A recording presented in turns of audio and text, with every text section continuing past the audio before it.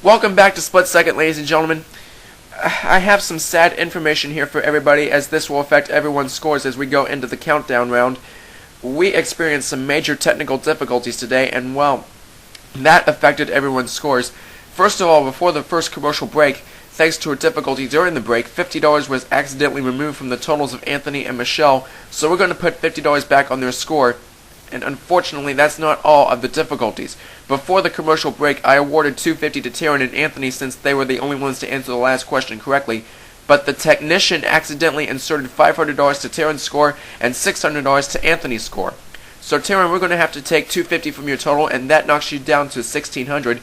And Anthony, if we take $250 from your total plus an additional $100, making the math equal since $350 is $250 less than $600, that will make your total $1,800. I know that's a sad thing to affect the things like that, but we realized everything during the commercial break.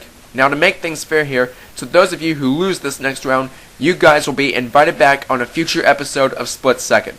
And also in the last round, a question towards Carmen Sandiego was misread on the answers, even though it was not physically answered. One of them was, she took the words right out of my mouth, and I'm sorry to say that it was, she took the notes right out of my mouth.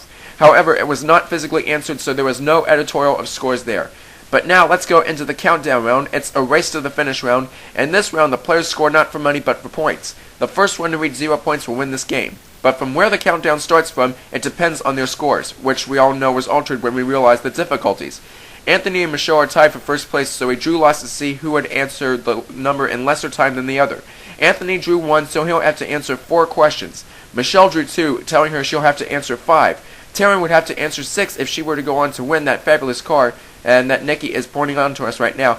In fact, before we play the countdown round, Skip, if you would, please tell us about that car one last time. It'd be my pleasure, Michael. It's a Chevrolet Cobalt LS Coupe. Comes with standard features with interlock brakes, floor mats, and a sunroof, and with automatic shift. It's a great prize worth $18,352. Good luck. Thanks, Skip. Alright, recapping. Taryn needs 6, Anthony needs 4, and Michelle needs 5. Whoever wins this round goes on to play for the car, and if Michelle wins, she automatically wins the car. Good luck to all 3 of you, and here we go with the countdown round.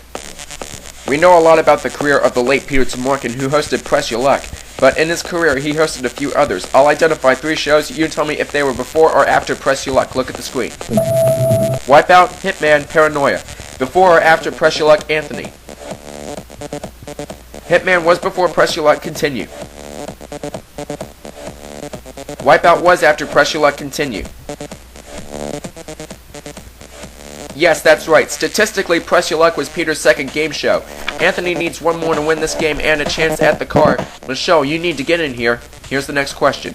Despite we know a lot of American terms, can we go and tell what the English terms are in the following answers? Look at the screen. What is a flat? What is a lift? What is a torch? Michelle, you're in. A flat is an apartment, continue. A lift is an elevator, continue. No, I'm sorry, Taryn.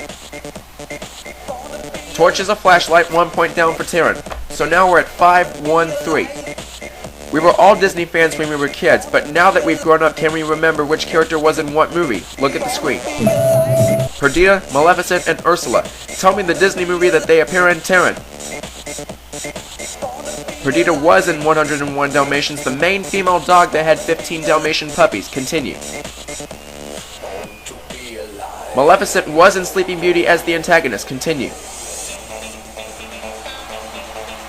Yes, Ursula was the antagonist in The Little Mermaid. That puts you at 2. Tara needs 2, Anthony needs 1, and Michelle needs 3.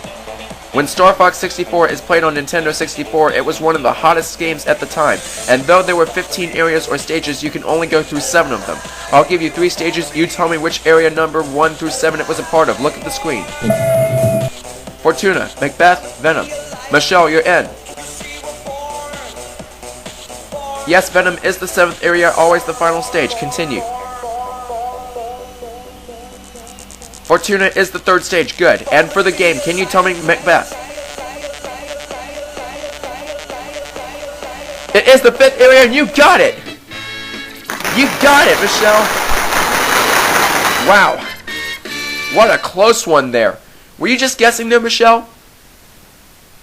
Oh, lucky you, and you won it all. I'll be with you in just a moment. Taryn, well, first of all, I would personally like to apologize on the difficulties we had today, and basically it's a shame to know that you lost, but don't worry. You'll soon be coming back to Troy again, but today, you leave us with $1,600, all in cash. We'll see you at a later time, my friend. And Anthony, gosh, I'm sorry, buddy. You were so close to winning it this thing, but nonetheless, you will be coming back on behalf of our apologies. But today, you won fair and square, a trip to Disney World, a piano, $1,850 in cash. If we combine that with the $12,950 worth of prizes, you have won in cash and prizes $14,800. Hey, you keep them no matter what, and we'll see you at a future time. And Michelle, look at you, $1,850 richer with $4,500 worth of furniture and the car as well. When we come back, we'll add everything up for Michelle. Don't go away.